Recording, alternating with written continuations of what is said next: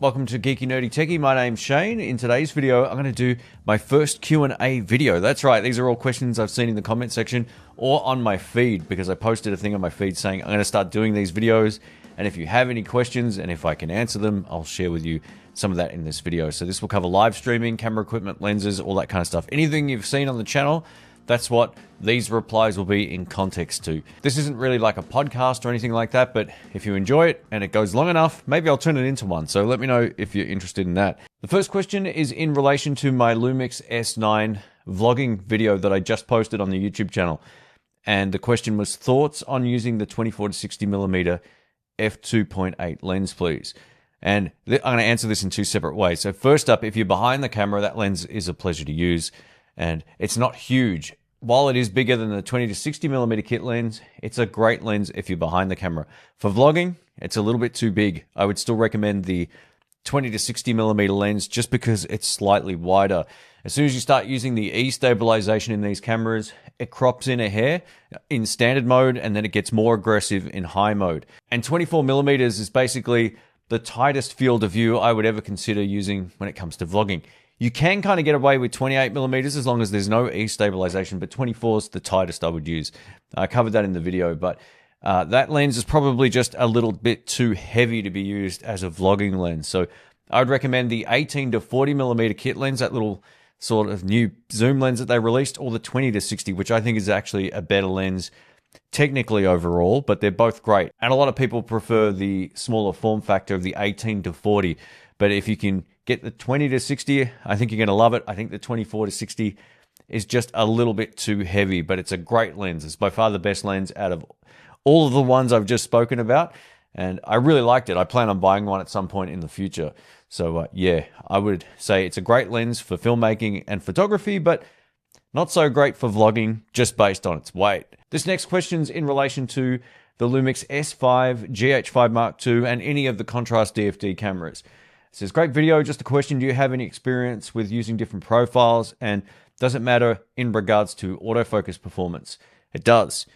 So what you'll find is the more desaturated the picture profile is, the less contrast the image has to work with, which will give you worse autofocus. So the worst two are vlog and arguably flat as well. Those will be the two that I struggled with the most when it came to contrast DFD.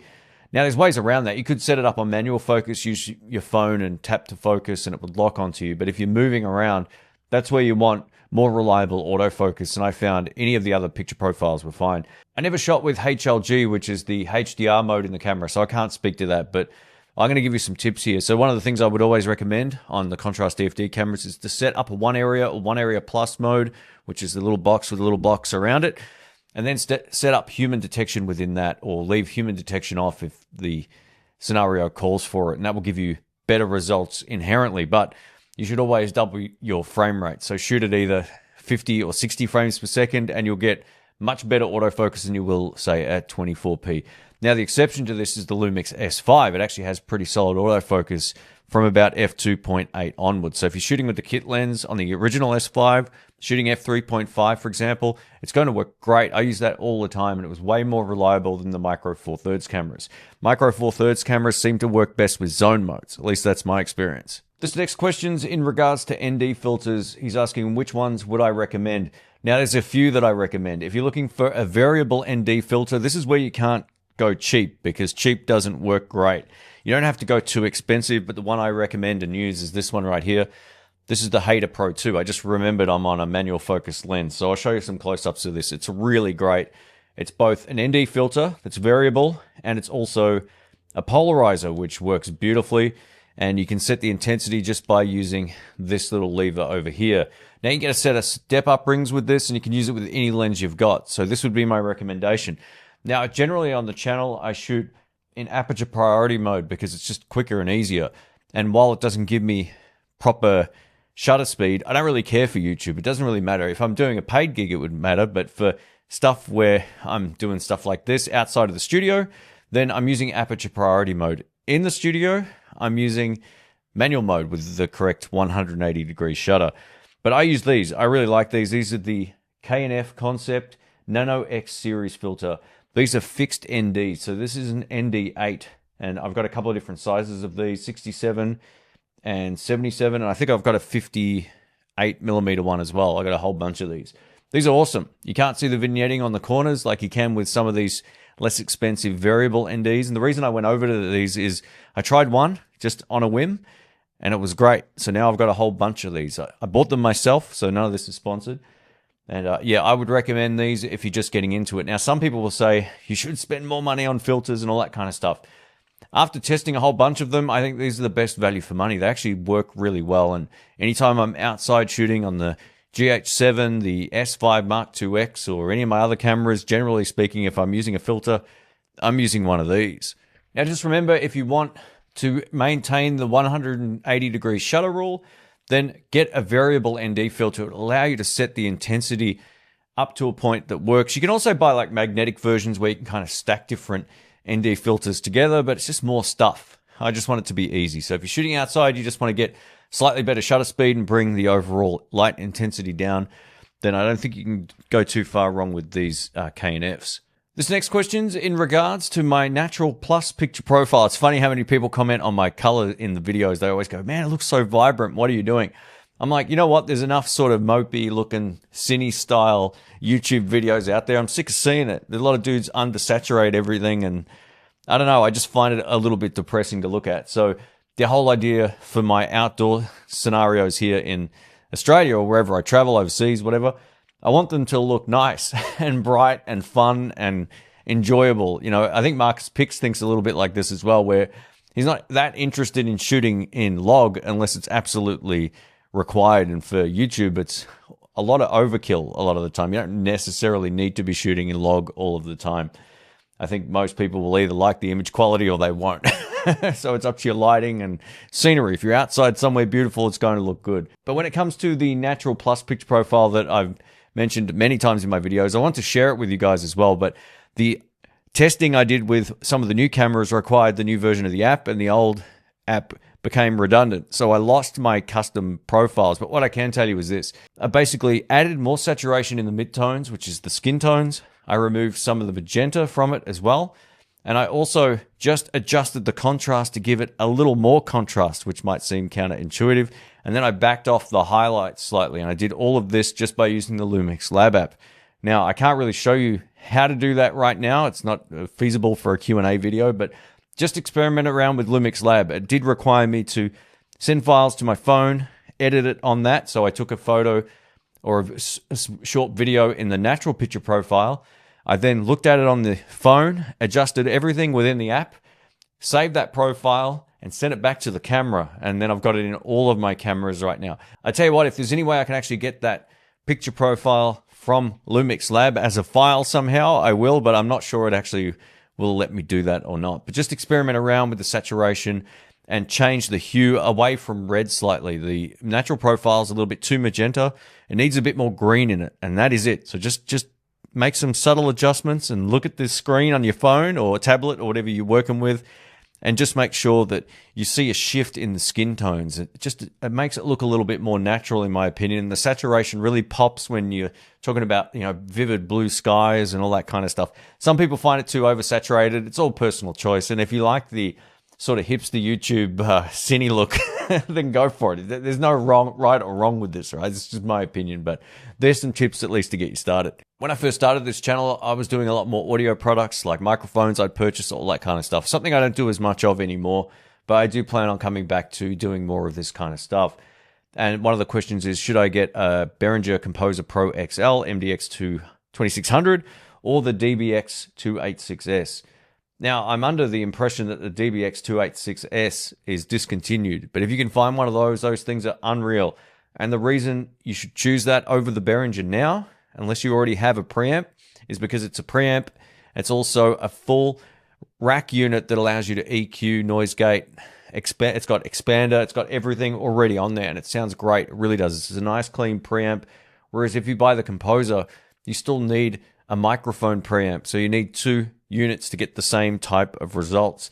I think the DBX 286S is pretty much unrivaled. I ended up moving over to those in the end. I ended up with two of them because they were so good.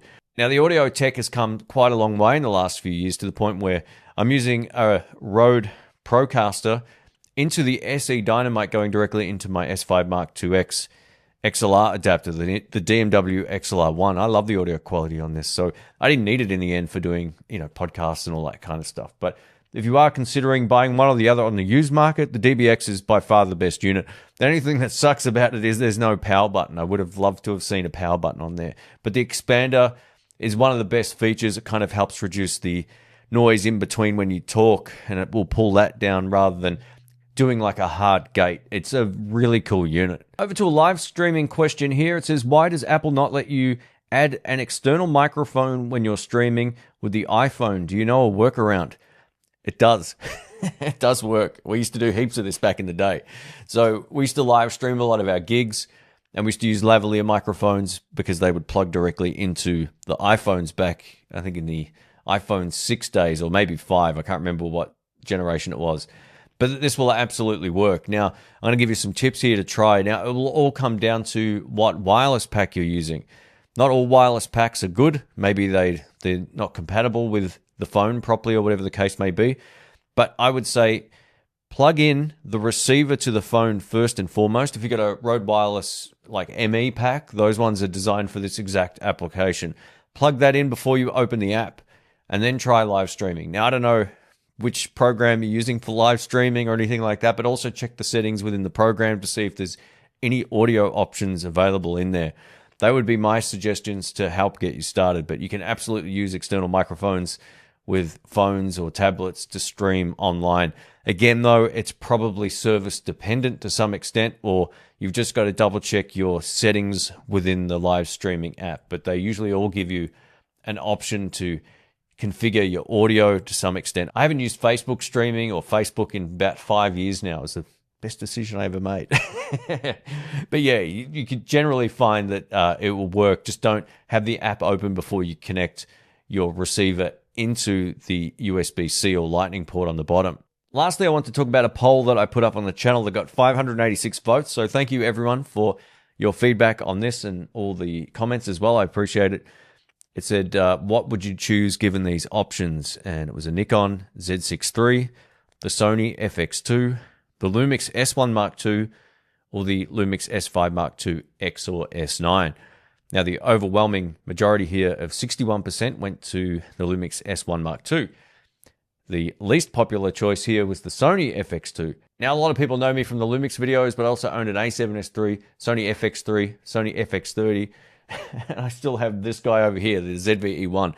But the FX2 seemed like a pretty underwhelming release depending on where you live. And I want to talk about that because there's a huge price discrepancy between Australia and the US and other parts of the world where we're getting charged $5,500 almost for a camera that doesn't translate to the same price in the US. If you live in the US, you've got yourself a great camera at a decent price. But yeah, in Australia, they're right up there. They're basically the same price as the S1 Mark II, which makes no sense given the feature set. But I don't think they're a terrible camera. If you're someone who likes to shoot in the standard frame rates, the FX2 is still a great choice.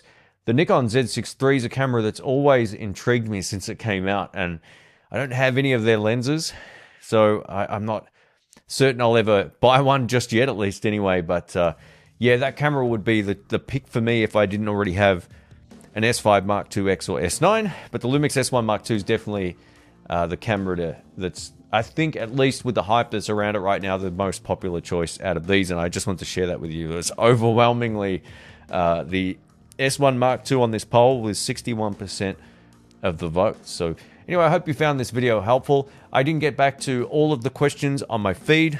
I don't know about some of this stuff that I get asked about either, so stuff goes right over my head or it's out of my bag or wheelhouse of knowledge. But if you do have any questions, I'll do another one of these next week. Catch you soon. See ya.